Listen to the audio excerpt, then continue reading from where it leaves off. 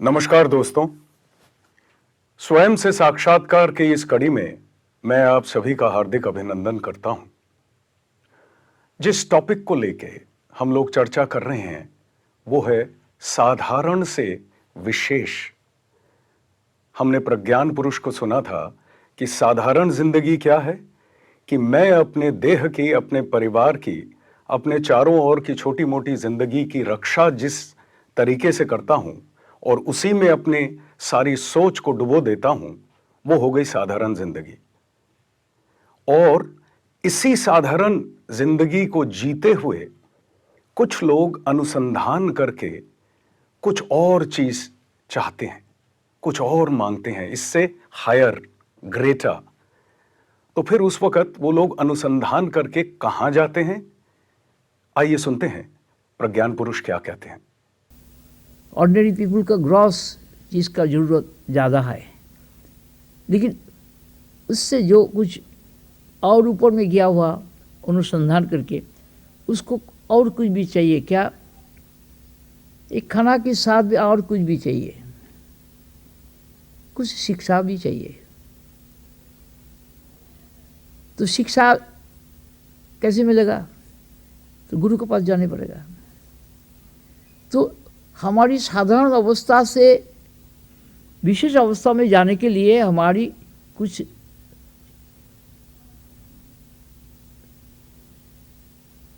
सहारा दूसरा आदमी से लेना पड़ता है। उसको ही गुरु कहता है, आचार्य कहता है, आचार्य गुरु। वो पुराना जमाना में उसको भी कहते थे गुणी उस्ताद, और वही बाद में आचार्य हुआ, शिक्षक हुआ, उसको बाद में गुरु आ गया। गुरु ने क्या मिलता है? जो चीज़ हमारी नहीं है वो चीज़ का संधान मिलता है।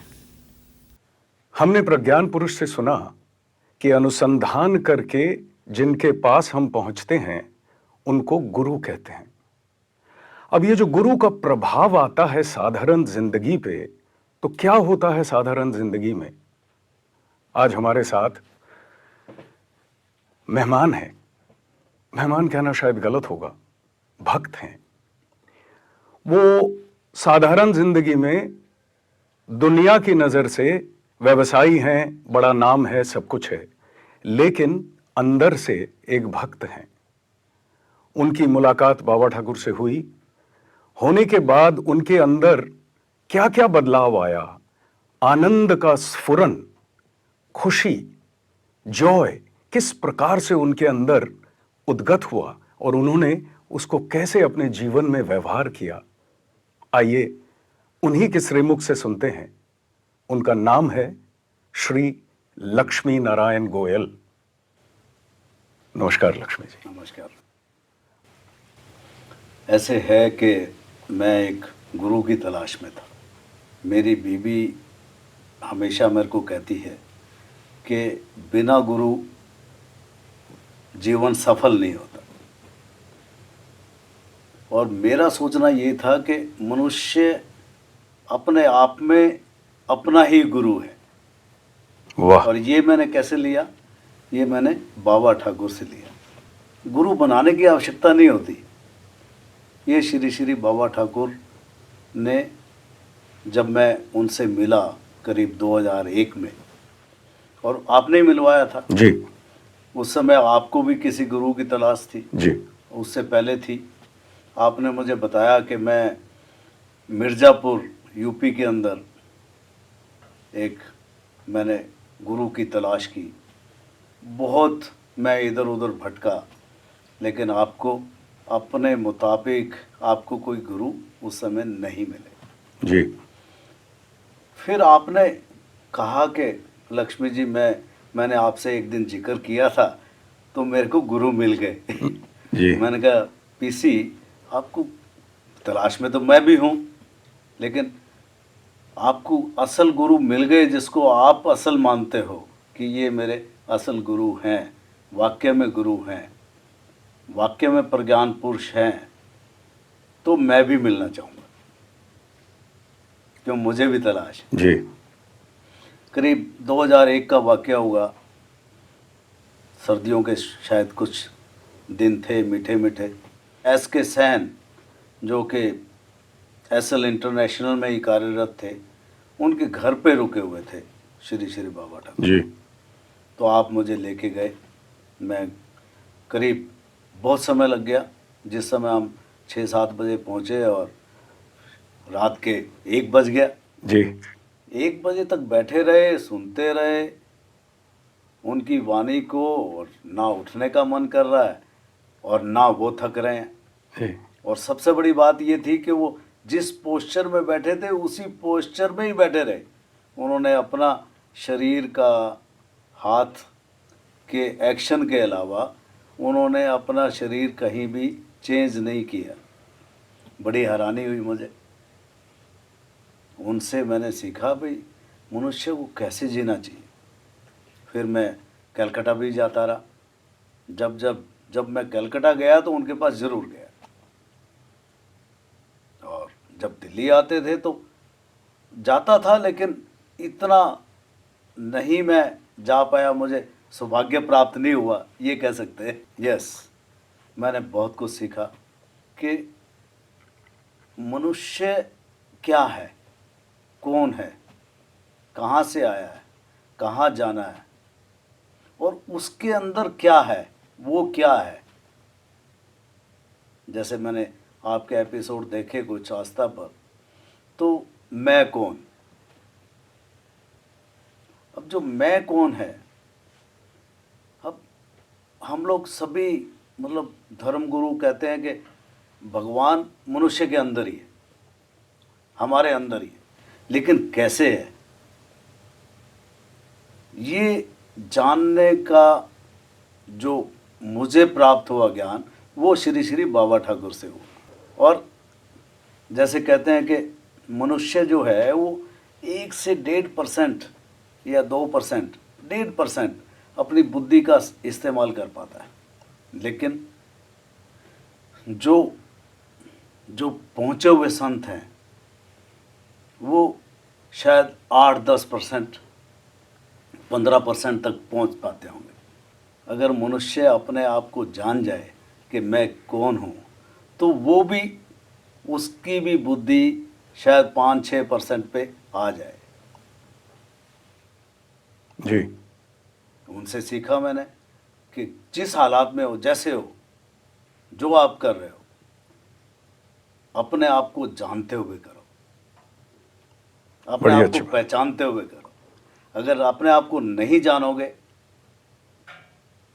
क्या होता है कि मनुष्य, अब उसके ऊपर कोई विपदा आती है तो वो निढाल हो जाता है, उसकी सोचने की, कुछ करने की शक्ति खत्म हो जाती है, बहुत घबरा जाता है। बहुत घबरा जाता है।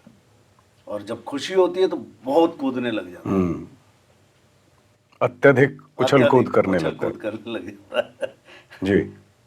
तो अगर वो अपने आप को जानता है, समझता है, तो वो जब ये समझता है कि भाई ये मुझे तकलीफ़ है, तब भी निढाल नहीं होता, और जब बहुत ज़्यादा खुशी है तब भी वो एक शांत रहता है, समता की स्थिति में रहता समता है। की स्थिति में रहता है। मनुष्य को श्री श्री बाबा ठाकुर ने ये सिखाया, मैं जो समझ पाया उनको, कि भाई जीवन को जीने का जो तरीका है वो तभी आ सकता है जब आदमी अपने आप को जाने। जी।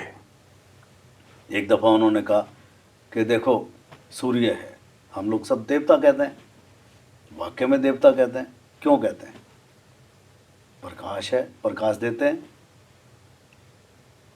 लेकिन वो भेदभाव नहीं करते।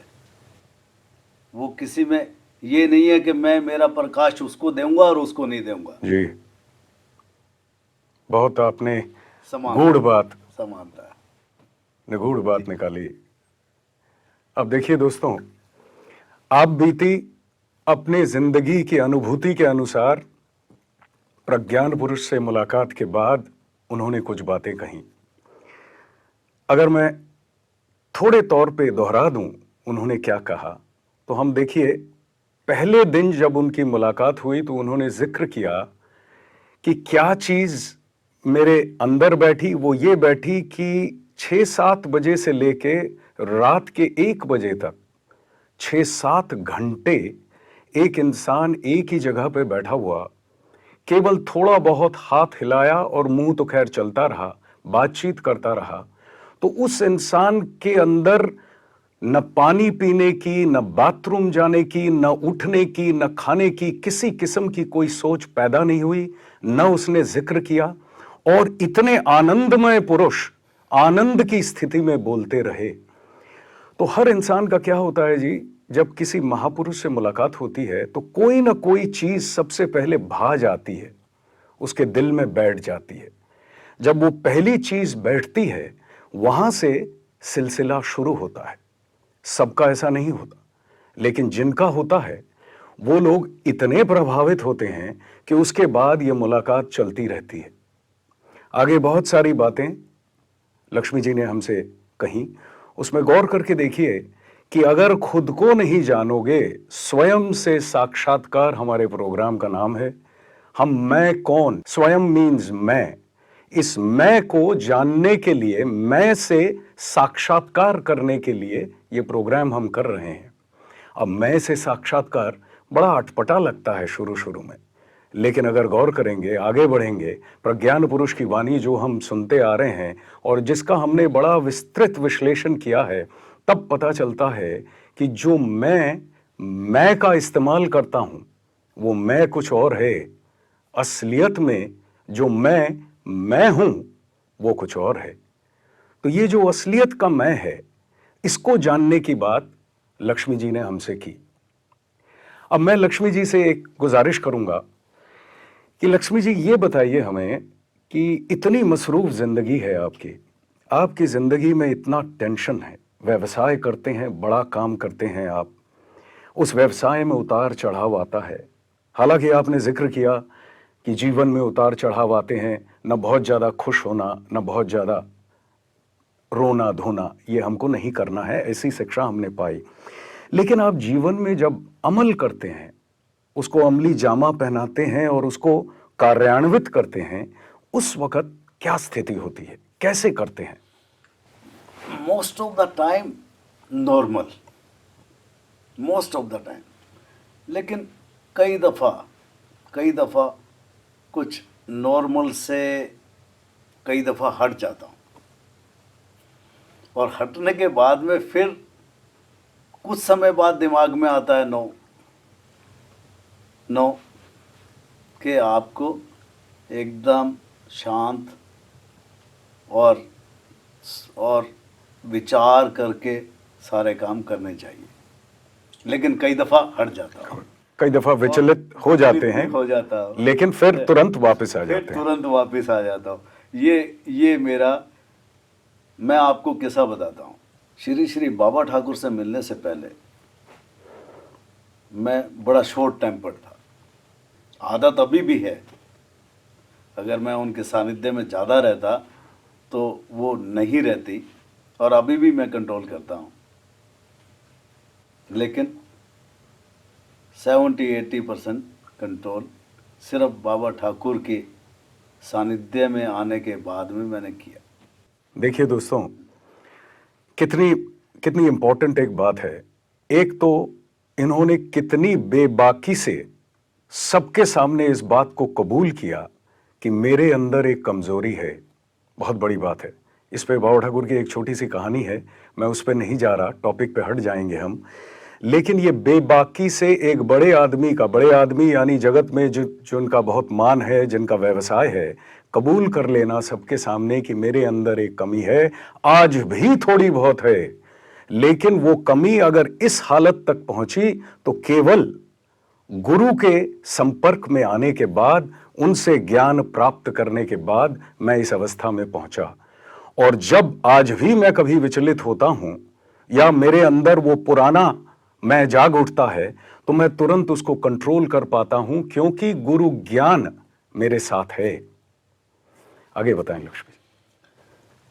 ऐसे है कि मनुष्य जो है, जब तक उसके अंदर, मैंने श्री बाबा ठाकुर से ये सीखा कि आप अपना कर्म करो, कर्म प्रधान है। कर्म क्या करो, ये आप मैं से अपने आप से पूछो,